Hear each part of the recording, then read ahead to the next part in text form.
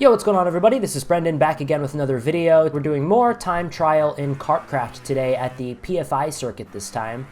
So this whole recording is a couple months old at this point. It's been a while since I've actually recorded this, so I have to kind of refresh my memory on what this footage is. But yeah, I've been meaning to record this commentary for a while and finally got some time to do it.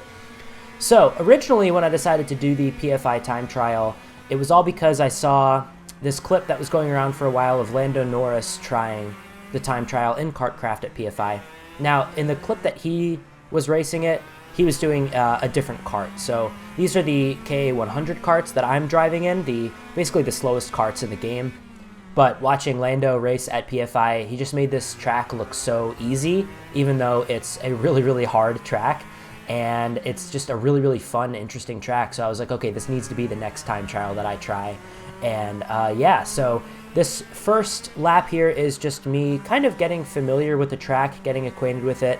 The only time I'd ever seen this track or raced at it before was actually watching Lando's clip. I had never actually raced it before in this game.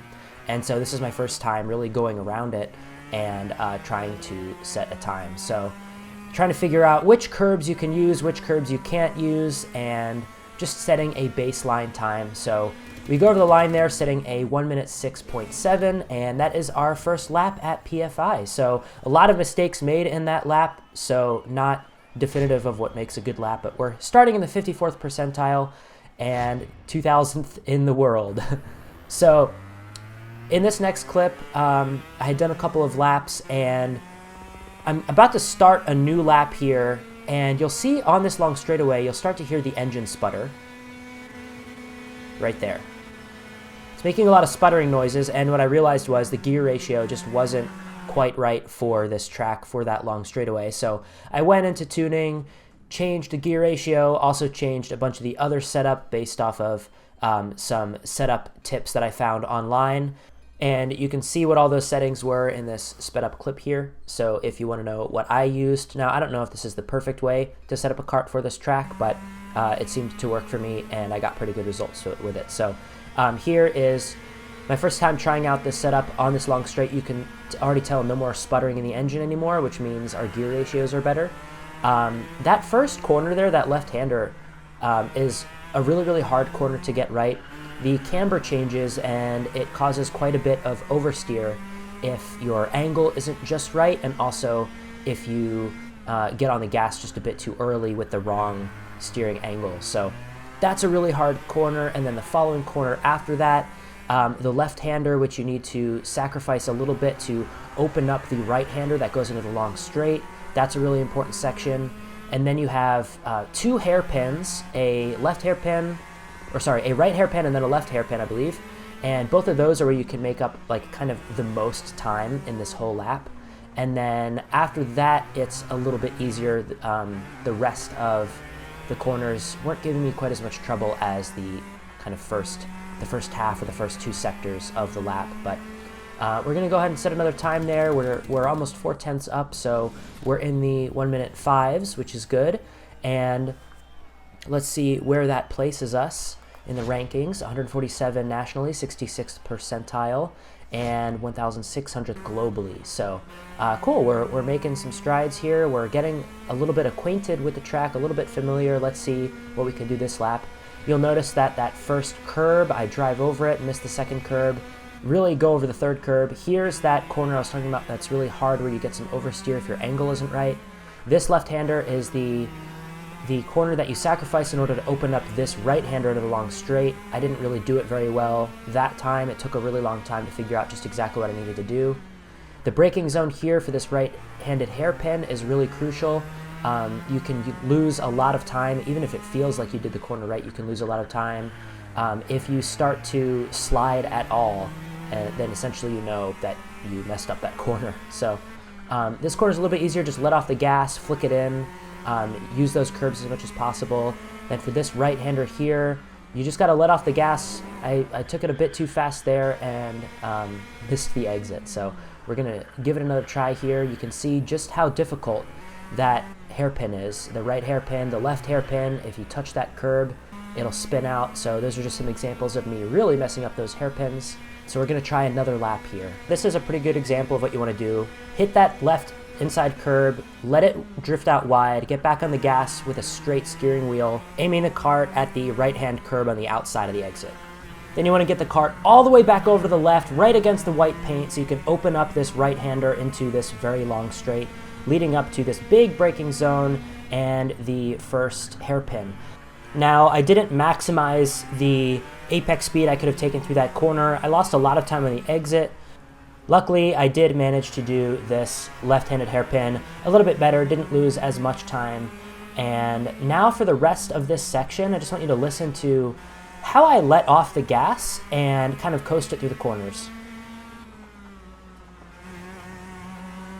So that little complex right there is all about just kind of taking the curbs as much as you can with as straight of a steering wheel as you can while not being on the gas just while you're going over those curbs to keep the cart settled and utilize the full track width. And that's kind of how you maximize as much speed as possible through that section. And yeah, so as you can see, it was a decent lap for where I was in my understanding of this track so far, and we're up to the 70th percentile and 1,400 globally. So this next lap is a couple of laps later.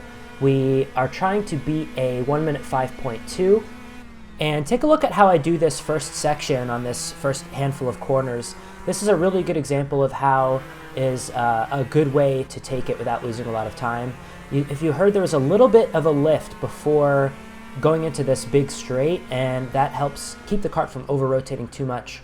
Again, I don't carry the right minimum apex speed into that first hairpin, and a big part of it is making sure your steering wheel is straightened as you're hitting the apex. So you want to be opening up the steering wheel into the exit, and for me, the steering wheel wasn't open enough, so essentially I wasn't able to carry the cart into the exit of the corner and use the full track width.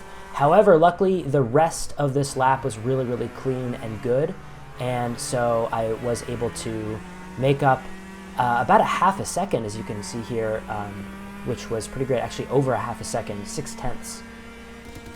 So we are a sub 1 minute and 5 second right now, which is really good for a KA100 cart. If you're at a sub 1 minute 5 second, then you're in a really good spot, and you're at this point pretty familiar with the track. So we're up to the 80th percentile now. And what I forgot to mention at the beginning of this video, the whole series I'm doing with this time trial series and all the different tracks in KartKraft is the goal is to try to get into the 90th percentile in all of the tracks. And the last video I did, I got into the 98th percentile, and then off camera, I actually got into the 99th percentile on that track. That was Atlanta Motorsport Park, my favorite track of all time. This might be my next favorite track. It's that fun and challenging of a circuit to master, but we're gonna try. So we're gonna see how far we can get in this video, at least trying to get beyond the 90th percentile. So you see in this left-handed hairpin here, I actually took it quite unorthodox. I used a lot of curb, but it actually worked out for me because of that thing I was saying earlier. If you're not on the gas and if your steering wheel is straight, you will, most of the time on most curbs, be able to just ride over the curb just fine. Might not be the fastest way, but if you accidentally take too much curb, just make sure you're not on the gas when you're doing it and that your steering wheel is as straight as it can be while you're doing it. And as you can see, I didn't completely ruin that corner because of that. And we wind up setting a 1 minute and 4.9 for this lap, which was 4/10 off of what our last lap was. And you can see I was a little bit confused in that last clip because there was actually a bug with the heads-up display, and the bug is still there. It's telling me I need to beat a 1 minute and 5.4, even though I had already done a 1 minute and 4.6, I believe it was. So the bug here, I didn't know how to fix it, and eventually so I did a couple more laps racing against this same competitor, the same person, Mount Degrit, or whatever his name is. And so I just figured this was good practice anyways, that I would still show you the footage of it.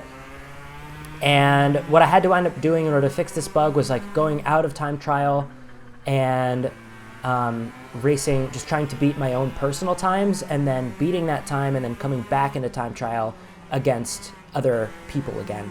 And that seemed to fix the bug and allow me to continue trying to climb the ladder. So it was really weird, but anyways, that kind of happens with a game like this. This is a game that's sort of, well, for one, it's an indie title, and it's been constantly in development. And so anyways, we're going to set a 1 minute and 4.9, and then again, it tells me I'm a winner, even though that wasn't the 1 minute and 4.6, which I actually needed to beat, but I did beat this other guy's time that it was showing me. So again, more confusion here, and then it puts me right back into the same time trial thing against the same person. So anyways, at this point, I decided I would do face-off mode minimal, like I was saying, instead of against other competitors. So here I am, not racing against a ghost of anybody else, but just racing against myself, trying to beat my own time.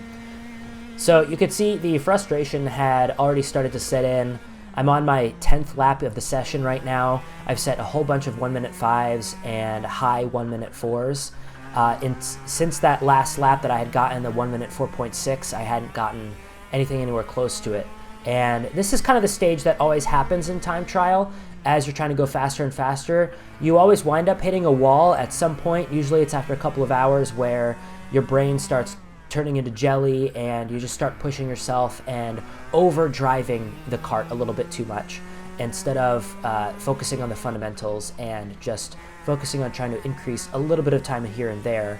And so this is what was happening to me, pushing the cart too hard and starting to set lap times in the 1 minute and 5s, which is way slower than I was at this point. So it's a matter of just sometimes taking a break and sometimes just doing a few laps, not trying to push yourself and just trying to do what you know the traction actually can handle and stuff.